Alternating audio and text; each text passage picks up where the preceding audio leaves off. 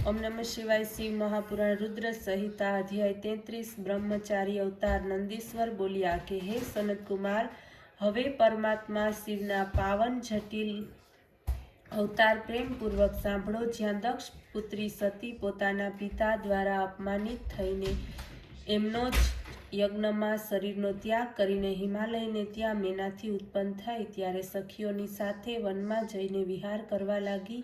શિવજીને પતિરૂપ કરવાને માટે પવિત્ર તપ કરવા લાગી। પછી તો અનેક પ્રકારની લીલામાં વિશારદ શિવજી તેમના તપની પરીક્ષા કરવાને માટે જ્યાં પાર્વતી તપ કરતી હતી ત્યાં 7 ઋષિઓને મોકલ્યા। તે 7 ઋષિઓ ત્યાં જઈને સારી રીતે પ્રયત્નપૂર્વક પાર્વતીની પરીક્ષા કરવા લાગ્યા, પરંતુ એ પરીક્ષામાં એમને સફળતા ન મળી। તેઓ શિવની પાસે પાછા ફર્યા, એમને નમસ્કાર કરીને સર્વ વૃત્તાંત કહ્યો। એમની આજ્ઞા લઈને તેઓ સ્વર્ગ લોકમાં ચાલ્યા ગયા। સપ્ત ઋષિઓના ગયા પછી ઉત્પત્તિ કરતા શિવજીએ સ્વયં પાર્વતીના ભાવની પરીક્ષા કરવાની ઈચ્છા કરી। એમણે ઈચ્છાનું શમન કર્યું। ત્યારે ઈચ્છા શાંત થઈ તો એમણે અત્યંત અદ્ભુત બ્રહ્મચારીનો વેશ ધારણ કર્યો। ભગવાન શંકર ઉત્કંઠિત થઈને પાર્વતીને જોવાને માટે તેમની પાસે પહોંચ્યા। ત્યારે દંડ તથા ચર્મધારી શાંતિ સ્વરૂપવાળા અદ્ભુત તેજસ્વી તે બ્રાહ્મણને જોઈને તથા જેવો બ્રહ્મચારી વેશ ધારણ કર્યો વૃદ્ધ જટિલ કમંડલધારી હતા તેમની પાસે નજીક આવેલા જોઈને તેમને પૂજન કર્યું, સાદર કુશળ પ્રશ્ન કર્યા। આપ કોણ છો? આપ ક્યાંથી આવો છો? ઇત્યાદિ।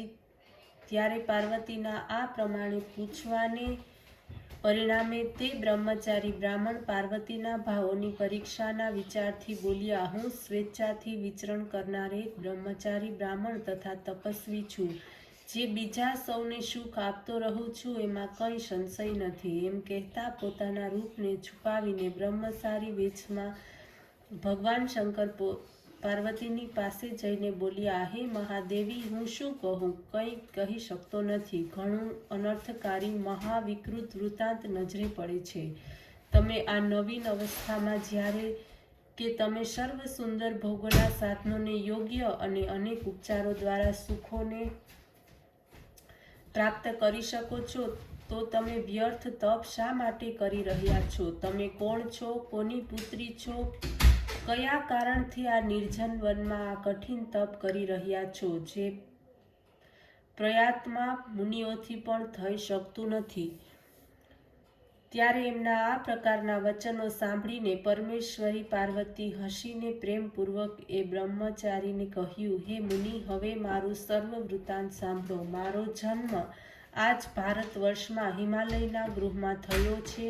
એના પહેલાં હું દક્ષ પ્રજાપતિને ત્યાં જન્મી હતી, શિવજીની પત્ની હતી, પરંતુ જ્યારે મારા પતિની નિંદા કરી તો મેં યોગ દ્વારા મારું પોતાનું શરીર છોડી દીધું।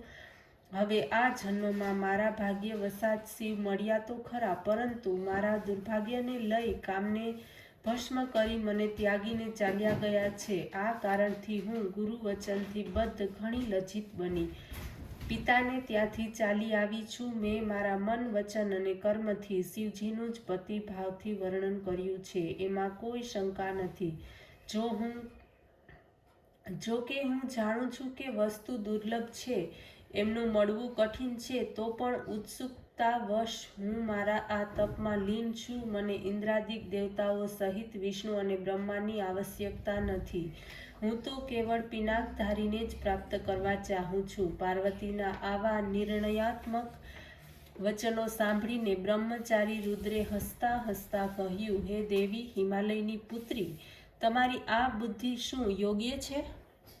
દેવતાઓને ત્યાગીને શિવને માટે અનુચિત તપ તમે આચરો છો। હું એ રુદ્રને જાણું છું। સાંભળો, તમે કહું છું કે એ રુદ્ર તો એક વૃષભ વાહન છે અને તે સર્વથા વિકૃતાત્મા તથા જટાધારી છે। તે એકાંત સેવી અને અત્યંત વૈરાગી છે, તેથી તમારે તે શિવમાં મન ન લગાડવું જોઈએ।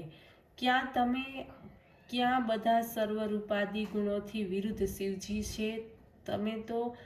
મને તો તમારું આ કાર્ય સારું લાગતું નથી। જેવી તમારી ઈચ્છા તે પ્રમાણે કરો। એમ કહી બ્રહ્મચારીને વળી પાર્વતીની પરીક્ષા કરી। એની આગળ અનેક પ્રકારે પોતાની નિંદા કરી ત્યારે બ્રાહ્મણના એ અસહ્ય વાક્યોને સાંભળીને દેવી પાર્વતી અત્યંત ગુસ્સે ભરાઈ અને શિવ નિંદક એ બ્રહ્મચારીને કહેવા લાગ્યા, મેં તો જાણ્યું હતું કે તમે કોઈ ધન્ય પુરુષ હશો, પરંતુ હવે મેં સર્વ જાણી લીધું છે. પરંતુ તમે આ સમયે વધને યોગ્ય નથી, કેમ કે બ્રહ્મચારીના વેશમાં છો.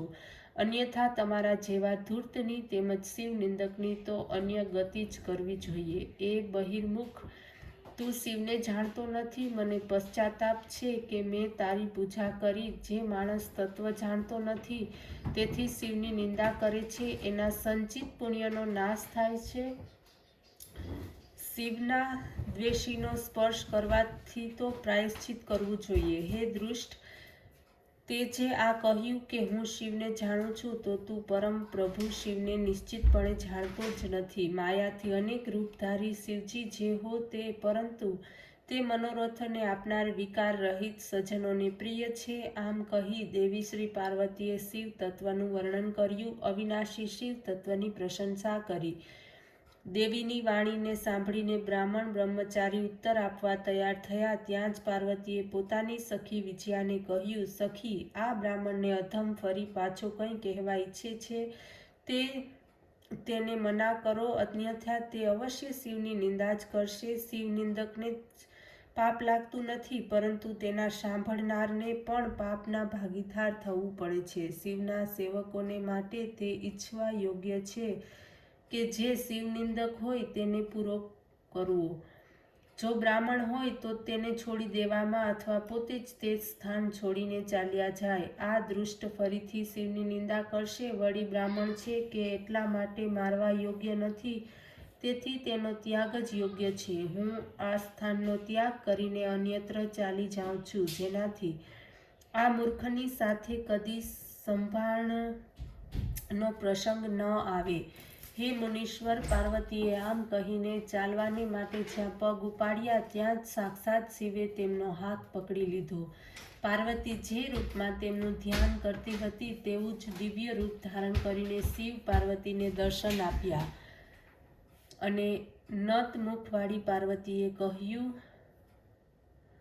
હે શિવા, હે અનધે, તમે ક્યાં જાઓ છો? હું તમારો ત્યાગ કરી શકતો નથી. આ તો મેં તમારી દ્રઢ ભક્તિની પરીક્ષા કરી છે, અને એટલા માટે જ બ્રહ્મચારી વેશ ધારણ કરીને તમારી પાસે આવ્યો છું. જે ઈચ્છો તે વરદાન માગો, તમારા માટે કંઈ અદેય નથી. આજથી હું તમારા તપથી ખરીદાયેલો દાસ છું. તમારી સુંદરતાને જોયા વગર મને એક એક ક્ષણ યુગના જેવી લાગે છે.